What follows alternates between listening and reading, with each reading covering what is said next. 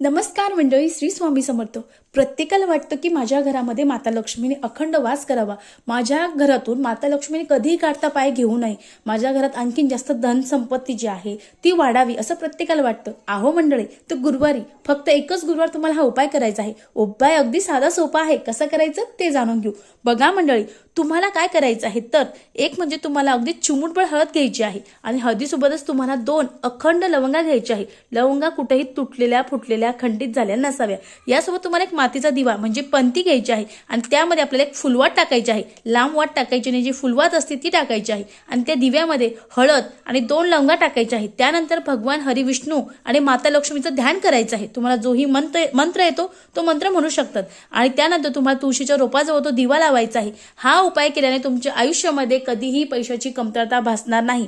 तुम्हाला जर लक्ष्मी प्राप्तीच्या अनेक समस्या असतील तर त्या लवकरात लवकर सुटतील. फक्त एक गुरुवार अगदी श्रद्धेने मनोभावे हा उपाय करा. व्हिडिओ कसा वाटला कमेंट्स करा. श्री स्वामी समर्थ. धन्यवाद.